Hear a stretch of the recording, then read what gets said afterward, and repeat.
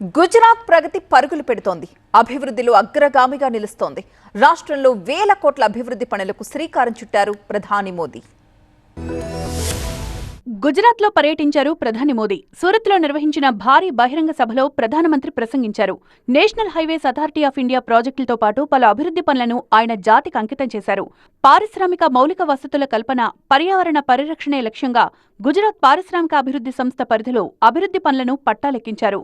1063 కోట్ల రూపాయల విలువైన 8 కీలక ప్రాజెక్టులకు ప్రధాని మోదీ పునాది వేశారు. అటు కేంద్ర పాలిత ప్రాంతం డామన్లోనూ ప్రధానమంత్రి పర్యటించారు. అక్కడ దాదాపు 2970 కోట్ల రూపాయల వ్యయంతో నిర్మించిన నమో ఎయిర్పోర్ట్, నమో హాస్పిటల్ను ప్రారంభించారు.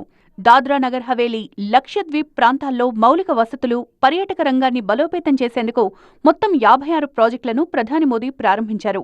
గుజరాత్ డామన్లో మొత్తం 18,777 కోట్ల విలువైన అభివృద్ధి పనుల ప్రారంభంతో పాటు శంకుస్థాపనలు చేశారు. ग्रीन हाइड्रोजन और ग्रीन अमोनिया जैसे क्षेत्रों में काम कर रहा है तो इसमें भी गुजरात का रोल बहुत बड़ा होने वाला है. एनर्जी के मामले में आत्मनिर्भरता कितनी जरूरी है.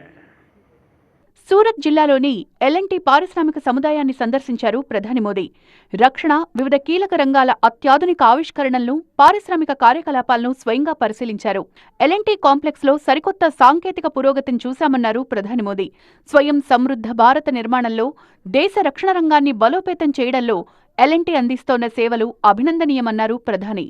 మరోవైపు నరేంద్ర మోదీ ప్రధానిగా బాధ్యతలు చేపట్టి 12 ఏళ్లు పూర్తి చేసుకున్న వేళ గుజరాత్ ప్రభుత్వం రాష్ట్ర వ్యాప్తంగా ప్రత్యేక కార్యక్రమాలను నిర్వహిస్తోంది. సేవ అనే నినాదంతో రాష్ట్రంలోని అన్ని జిల్లాల్లో అధికారికంగా ఈ కార్యక్రమాలను చేపడుతున్నారు.